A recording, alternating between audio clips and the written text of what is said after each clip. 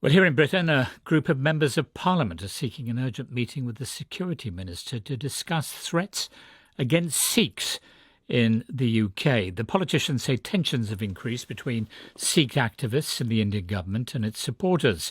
Some of those targeted are known for their support for a breakaway Sikh homeland known as Khalistan. Last year, Canada accused India of involvement in the murder of a Sikh separatist in British Columbia. The Indian government denies the allegation. Tamanjeet Singh Desi is a Member of Parliament for Britain's opposition Labour Party, representing Slough to the west of London, and himself a Sikh. One of my Slough constituents approached me, and he is indeed one of 6 British Sikhs on a so-called enemies of the state hit list of 20 Sikh activists, which unfortunately was broadcast in certain sections of the Indian media. Now, those individuals are very fearful of their life thereafter. We've had the shocking revelations by Canadian Prime Minister Justin Trudeau in the Canadian Parliament about an assassination of a Sikh activist there. There's also an indictment submitted in a US court in New York about an alleged assassination plot of a Sikh separatist by a foreign agent there. And thirdly, we've had the family of a Birmingham Sikh activist right here in the UK with their suspicions and are therefore calling for an inquiry into his death.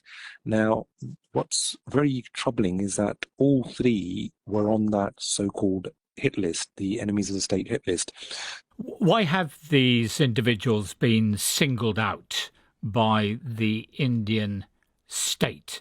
I mean, are they associated or involved in the Khalistan movement, the movement for the creation of a separate Sikh state within India? Yes, I think the primary reason seems to be in terms of the common thread amongst those 20 individuals and the 6 British Sikhs seems to be that they are advocating for a separate Sikh state. Now, we know within the UK there are various separatist movements or individuals who may hold different views. While I subscribe to the notion that I would rather have a united kingdom, there are those within Parliament, no less, such as the SNP or Plaid Cymru and so on, that they have a very different view on life. But that's for us to have a debate in a mature democracy about different individuals with their ideologies. However, I don't think that the course of whether it's a threat of violence or any such thing is conducive for a free democracy. But I mean, there is a militant side, is there not, to the Khalistan movement? I mean, there are those who have taken militant action in the past. I think in terms of those activists, that their views for a separate state are there. There are many within the Sikh community who do not subscribe to that notion. And if I think anybody is advocating violence, then that's a different scenario, and that needs to be dealt with on its merits.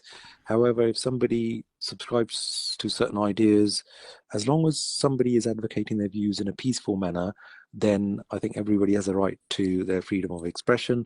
However, obviously, if anybody's advocating violence, then whether that's the state or whether that's an individual, then I think that it is incumbent upon the authorities to step in. For me, the primary aspect is my constituent, who I know has been in touch with the police, and the police are providing assistance. And that's why I think it's important for a British parliamentarian to be representing his constituents and laying these matters before people in power, namely the government. And it is incredibly important that human rights and freedom of expression and freedom of speech are very valued in a democracy, and they must be treasured and promoted.